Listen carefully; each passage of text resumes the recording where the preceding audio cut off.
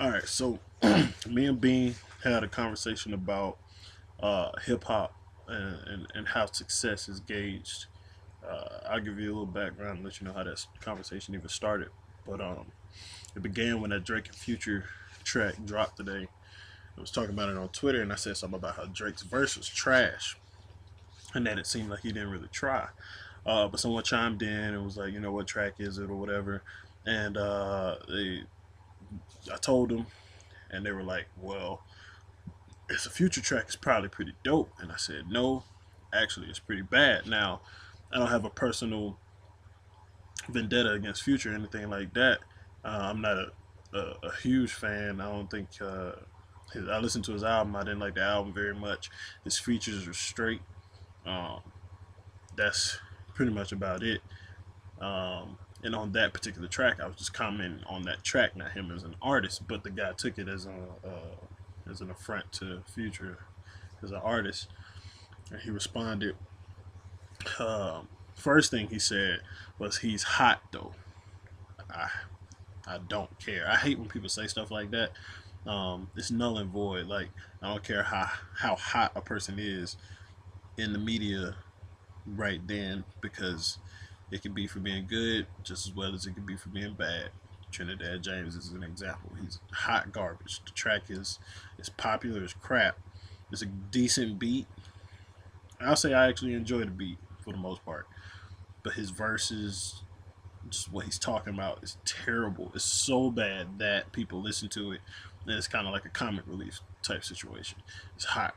That doesn't make it good. Um, and he came back and was like, certain types of music get you hyped for certain settings. He was like, you wouldn't listen to Nas before going to a club, and I was like, cool, that's true.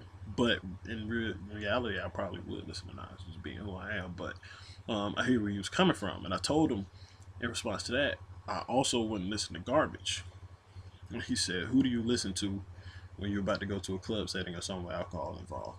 I said, "I listen to Schoolboy Q or ASAP Rocky." That did it. That whole conversation, but that got me and Bean talking about it, and just talking about who's hot and how much artist sells, or the fact that people use a person being hot or their album selling as an argument or a way to kind of justify an artist.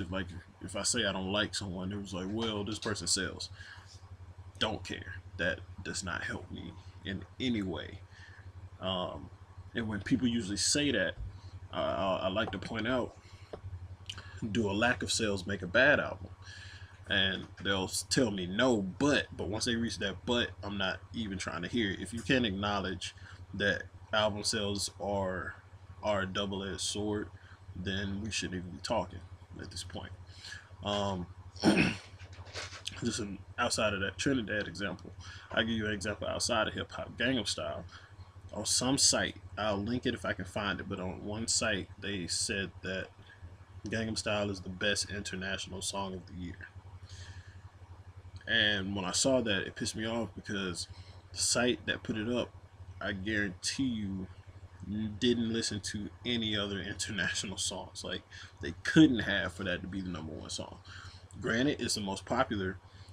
It's pretty much everywhere breaking records on YouTube, but that just does not make it the best song. It's my opinion. Um, and like, it's the album sales thing. Like, don't quote that. Come with something more concrete. Um, I don't even want to say that because y'all probably spin it the wrong way. But the whole men lie, women lie, numbers lie thing, or men lie, women lie, numbers don't. I think numbers do. Singles that get you those, numbers. Um, a label can market you the correct way, even though the image that they're portraying is horrible. You can get marketed, you get those numbers, whatever. Those numbers don't lie to their pocket, but to us, we shouldn't even be concerned with what an album sells. Like, it does not matter to us as consumers. It's a cool thing to know. You can check it out, but that benefits us in no way, really. Um, so just in these discussions about hip hop, that shouldn't be something that you bring into it. Now, with those albums or an album by any person, I'll listen to it. Um, I'll listen to anything that you suggest. I'll give it a full playthrough. And if I like it, I'll buy it. Share it with other people. I'll ride to it. It's dope. If I don't, I'm gonna let that ride out. Catch the next one, possibly. A couple years back, I used to be the type. If it was an artist that I had like a bad taste in my mouth from a single, I wasn't concerned with anything that they put out. But I realized that that made me just as ignorant as the people that calling albums a classic after one playthrough. I couldn't just live like that. I'll listen to a body of work, and I'll do that for argument's sake. So if somebody comes to me and says, "Hey, why don't you like this person?" I listened to this album. I didn't like the lyrics. I didn't like the beats. Whatever. I'll have something for that argument. Um, with that being said, I need to listen to Chief Keef's album and Trinidad's mixtape, but I am not excited about that. I mean, Trinidad only just started rapping, and not only did he just start, he sounds like he just started. But we'll see. Some people are saying it's a guilty pleasure. I'll see when I get to it. But success, in my mind, success is longevity. I got to be able to come back to an album outside of 3 months, outside of a year, outside of a few years, and still be impressed.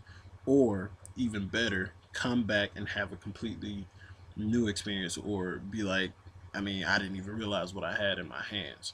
There are certain albums that are like that are kind of before their time. That as you mature, the message within the album matures too.